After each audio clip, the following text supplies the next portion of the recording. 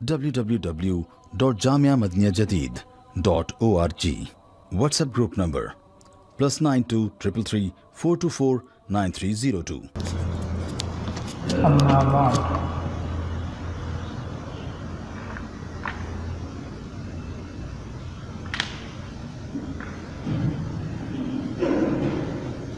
حدیث شریف میں آتا ہے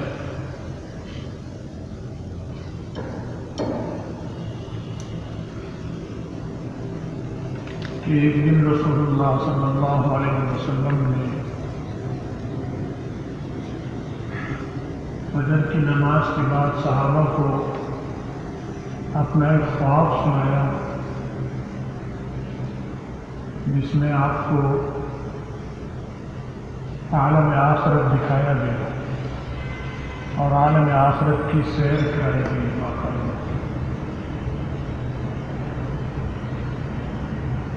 حضرت جبرائیل اور حضرت میکائیل علیہ السلام آپ کے ساتھ تھے۔ اس میں آپ کو جہنم بھی دکھائی گئی اور جہنم میں ہونے والے عذاب بھی دکھائے گئے دیے جا رہے تھے لوگوں کو،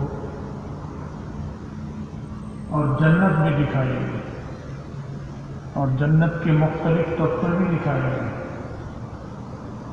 اور خود آپ کا جو گھر ہے جنت میں رسول اللہ صلی اللہ علیہ وسلم کا وہ بھی دور سے دکھایا گیا کہ یہ ہے آپ کا آخرت میں وفات کے بعد اللہ نے یہ آپ کے لیے بنا رکھا ہے، اور بہت تفصیلی حدیث ہے۔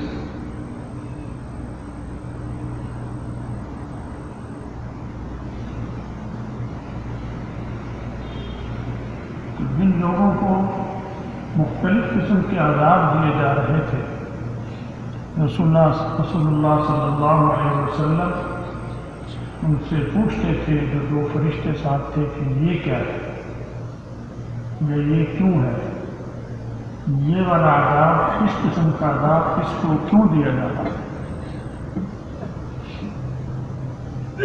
تو وہ آپ کو بتا سکتے ہیں۔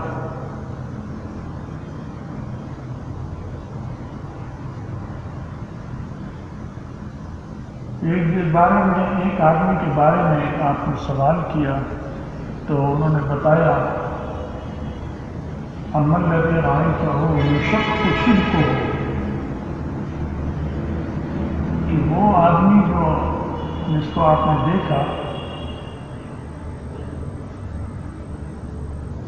کہ کلوب ایک آدمی میں کہتے ہیں ایک اوزار ہوتا ہے قصائیوں کے پاس، اس سے وہ گوشت کاٹتے ہیں، تو انہوں نے کہا کہ وہ جو آپ نے دیکھا کہ اس آلے سے وہ اس کی باچھوں میں وہ ڈالتا تھا فرشتہ اور اس کی باچھ کو چیر دیتا تھا، نیچے کان تک چیر کر لے آتا تھا۔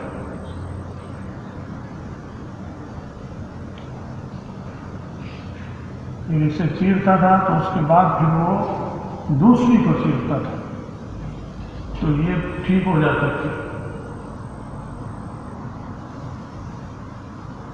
پھر وہ دوسری کو چیر کر واپس اسے چیرتا تھا، پھر یہ ٹھیک ہوتی تھی، پھر اسے چیرتا تھا۔ ٹھیک ہونے کا یہ مطلب نہیں کہ اسے راحت ہو جاتا تھی، افاقہ ہو جاتا تھا، مطلب وہ دیکھنے میں پھر بھر جاتا تھا، پھر عذاب دوبارہ اسے وہی دیتا، پھر اسی طرح پھاڑتا، اس کی باچھوں کو پیچھے تک پھاڑ دیتا تھا، اس سے وہ بڑا تکلیف میں تھا، تڑپتا تھا۔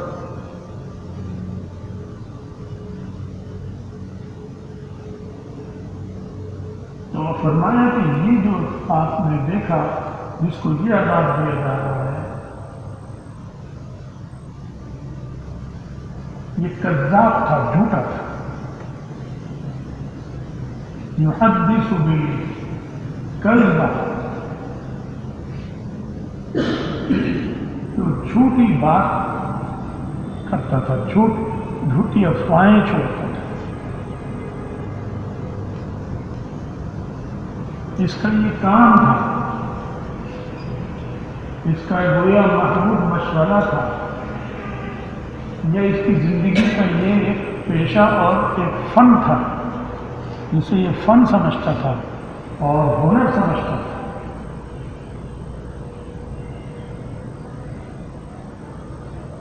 تو اس قسم کے لوگ ہر دور میں ہوتے ہیں۔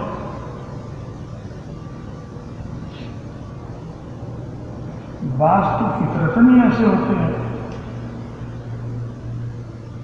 کہ انہیں ایسی چیزوں میں مزہ آتا ہے، وہ کرتے رہتے ہیں۔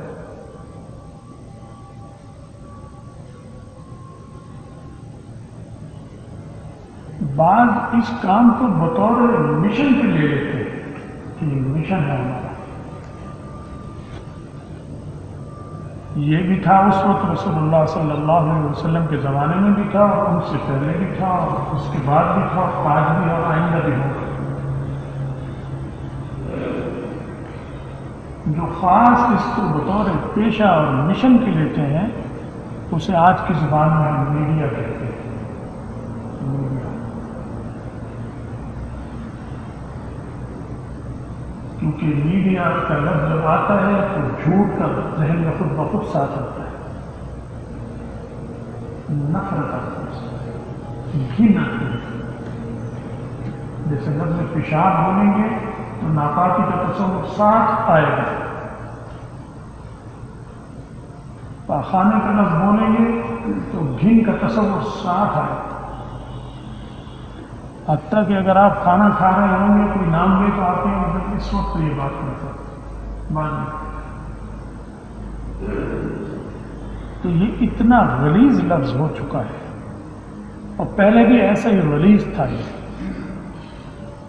کہ اس کے مفہوم کے ساتھ گندگی اور جھوٹ اور نفرت کے جذبات ساتھ ہوتے ہیں۔ جب میڈیا کا لفظ آئے گا تو اس کا ترجمہ اردو میں صحافت کرتے ہیں، اردو میں ہم صحافت کرتے ہیں۔ صحافت جو کرتا ہے کام اسے صحافی کہتے ہیں، اس پیشے کو صحافت کہتے ہیں۔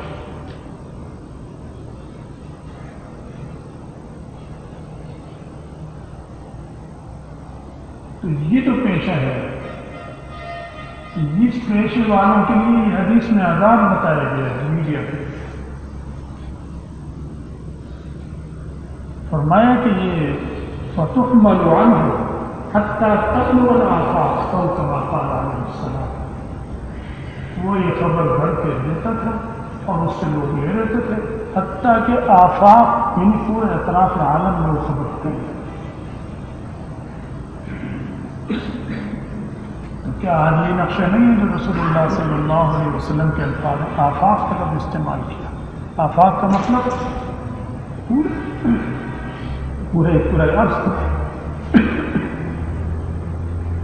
عرض کے اطراف میں ہر طرف۔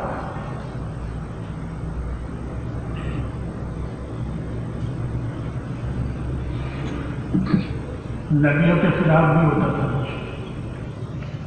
اسی طرح کا۔ حضرت ابراہیم علیہ السلام، حضرت موسیٰ علیہ السلام، فرعونی میڈیا ان کے مقابلہ میں تھا، ان کا بھی میڈیا تھا اپنا، وہ اہل حق کا میڈیا، وہ سچا میڈیا۔ یہ میڈیا ہوتا ہے اسے زرد صحافت کہیں گے، اردو میں اسے کہیں گے زرد صحافت۔ زرد کی بجائے اگر کالی صحافت کہا جائے تو اور موضوع ہے، سیاہ صحافت، کالی صحافت، بیمار صحافت۔ انگریزی میں اسے کہتے ہیں ڈس انفارمیشن، افواہیں اڑانا، غلط خبریں نشر کرنا۔ ساری دنیا میں یہود کے پاس ہے یہ اس وقت، اور یہود تو فطرتاً جھوٹا ہے، شرارت اس کی فطرت کا حصہ ہے، اسے اس میں مزہ آتا ہے شروع سے۔ تو یہودی، عیسائی، ہنود اور ان کے چہرے قادیانی اس قسم کے مل کر انہوں نے پوری دنیا میں ایک اضطراب اور بے چینی پیدا کر دی، جس کی وجہ سے کسی آدمی کو پتہ نہیں چلتا صحیح بات کیا ہے۔ اس تجزیے کو صحیح کہیں یا اس تجزیے کو صحیح کہیں، اس خبر کو صحیح کہیں یا اس خبر کو صحیح کہیں۔ تو رسول اللہ صلی اللہ علیہ وسلم جھوٹا میڈیا جو ہوگا، جھوٹا میڈیا، اس کے بارے میں بتا رہے ہیں کہ اس کو یہ عذاب دیا جائے گا قیامت کے دن جہنم میں. اس کے مقابلے میں سچا میڈیا، رسول اللہ صلی اللہ علیہ وسلم کے زمانے میں یہودی اور عیسائی اور مشرکوں نے مل کر ایک طوفان برپا کیا میڈیا کا، آپ کے خلاف، دین کے خلاف، رسول اللہ صلی اللہ علیہ وسلم کی ذات اقدس کے خلاف، صحابہ کے بارے میں کرتے رہے اور جواب دیتے تھے صحابہ اس کا، خاموش نہیں بیٹھتے تھے. میڈیا قائم کیا نبی علیہ السلام نے باقاعدہ اپنی سربراہی میں، ابو بکر رضی اللہ تعالیٰ عنہ کو اس کا چیف بنایا اور اس کے جو صحابہ ممبر تھے انہیں کہا ان کی نگرانی میں کام کرو اور ان کا جواب دو. چنانچہ ان کے میڈیا کے جھوٹ کا جواب صحابہ سچی میڈیا سے دیتے تھے. تو سفید صحافت، سفید کھری صحافت، سچی صحافت، یہ ہمارا مسلمانوں کا کام ہے. آج مسلمان بھی اسی راستے پہ چل پڑا ہے جو یہودی ہے. عرب کے صحافی دیکھ لیں، عرب ملکوں کے، عجموں کے دیکھ لیں، پاکستان کے دیکھ لیں، ہندوستان میں مسلمان صحافی بھی ہیں انہیں دیکھ لیں، بنگلہ دیش میں دیکھ لیں، اکثریت جھوٹی، سارے کے سارے قرضات، رشوتیں لیتے ہیں یہودیوں سے اور ان کی بنائی ہوئی خبروں کو آگے نشر کرتے ہیں ان کے مطابق کہ کسی کو پتہ نہ چل سکے کہ صحیح بات کیا ہے، سمجھ میں ہی نہ آئے کہ صحیح کیا ہے. اور اس لوگوں کی اس الجھن کے سے فائدہ اٹھا کر ہم اپنا کام کرتے چلے جائیں. یہودیوں کا اور عیسائیوں کا مقصد کہ کسی کو پتہ نہ چلنے دو، یعنی جو ان کا مقصد ہے صحیح اگر وہ بیان کر بھی دے کوئی صحافی تو جھوٹ اتنا پھیل چکا ہے کہ وہ سچ پر بھی لوگ اعتبار نہیں کرتے اور سچ اور جھوٹے کی تمیز بھی نہیں ہے. صحیح بات کو بھی نہیں اطمینان سے کہہ سکتے کہ صحیح ہے، کیونکہ یہ پرکھنے کے لیے کہ یہ صحیح ہے یا غلط ہے کوئی چیز نہیں ہے، نہ میرے پاس نہ آپ کے پاس. سوشل میڈیا کیا ہے؟ جھوٹ پر اس میں جو چیز آ جاتی ہے بس ہم اپنے دماغ سے کچھ سوچتے ہیں، کچھ سمجھ میں آتی ہے کہ یہ بہتر ہے، ٹھیک ہے، نہیں بہتر. بعض دفعہ ہم اس کو اعتبار بھی کر رہے ہوتے ہیں، پتہ چلتا ہے یہ جھوٹ ہے. بعض پر ہم اعتبار نہیں کر رہے ہوتے، پتہ چلتا ہے وہ صحیح تھی. تو یہ ماحول پیدا کرنا ان کا سیاسی مقصد ہے، ان کا فوجی مقصد ہے، ان کا تجارتی مقصد ہے، ان کا اقتصادی اور معاشی مقصد ہے. کیونکہ اقتصادیات، معاشیات، سیاسیات، عسکریات میں ان کا کنٹرول ہے. تو اس کنٹرول کی وجہ سے یہ جو غلط ایک ماحول پیدا کر دیا جھوٹا، اس سے وہ فائدہ خود اٹھا سکتے ہیں، دوسرا نہیں اٹھا سکتا. تو اپنے من پسند مفادات حاصل کرتے رہنا اور ان کے خلاف کوئی مضبوط قوت پیدا نہ ہونے پائے، یہ جھوٹی افواہیں ان کی ضرورت بن گئی. اس کی آڑ میں وہ اپنے مقاصد حاصل کرتے چلے جا رہے ہیں. اتنی خطرناک چیز ہے جھوٹا میڈیا. اس کے مقابلے میں سچا میڈیا قائم کرنا ضروری ہے، جو کیا ہی نہیں مسلمانوں نے. رسول اللہ صلی اللہ علیہ وسلم نے کیا تھا، وہ ہاتھ کے ہاتھ اس کا توڑ کر دیتے تھے اور صحیح خبریں پہنچتی تھی ہر جگہ صحیح خبریں پہنچتی تھی. اور قرآن میں تو میڈیا کے بارے میں آئے تھے نا کہ اگر ایسی خبر آئے تو مت ماننا جب تک کہ تصدیق نہ کر لو. میڈیا کے اصول سکھائے، قرآن نے سکھائے، منع کر دیا کہ سنتے ہی خبر کو نشر مت کرنا جب تک کہ اس کی ذمہ داروں سے تصدیق نہ کر لو کہ یہ خبر پہنچی کیسی ہے.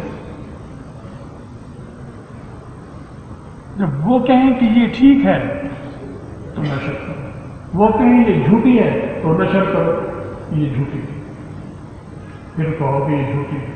اس سے پہلے جھوٹی ہے یا سچی ہے یہ مت کہو. تو اسلام نے تو بڑا مضبوط میڈیا قائم کیا. یہ کفار کا میڈیا مضبوط نہیں ہے، یہ مضبوط اس لیے نظر آ رہا ہے کہ اس کے مقابلے میں کوئی ہے ہی نہیں، سچا میڈیا ہے ہی نہیں، مسلمان تو سو رہے ہیں اور بک رہے ہیں۔ مسلمانوں کے سیاستدان بکا ہوا ہے، مسلمانوں کے جج بکے ہوئے ہیں، مسلمانوں کے صحافی بکے ہوئے ہیں، مسلمانوں کے سیاستدان بکے ہوئے ہیں، مسلمانوں کے جرنیل بکے ہوئے ہیں، مسلمانوں کی سیاسی، اقتصادی، معاشی پالیسی بنانے والے ان کے اعلی کار، اس لیے وہی نظر آتے ہیں اور آتے ہی رہیں گے ایسے وہی مضبوط، وہ کھوکھلے ہیں، کوئی کھڑا ہو ان کے مقابلے میں، کھڑا اور میں اور آپ نہیں ہو سکتے، یہ حکومتوں کی، یہ حکمرانوں کی ذمہ داری ہے، یہ جرنیلوں کی ذمہ داری ہے، یہ ججوں کی جو مقتدر ادارے ہیں سلطنتوں کے، مسلم سلطنتوں کے، صرف پاکستان میں جو بھی مسلم ہے یہ ان کی ذمہ داری ہے، آخرت میں انہی کی پکڑ ہوگی کہ تمہاری وجہ سے دنیا میں فساد ہوا۔ تو اس حدیث شریف میں رسول اللہ صلی اللہ علیہ وسلم نے جھوٹے میڈیا کا انجام بتایا۔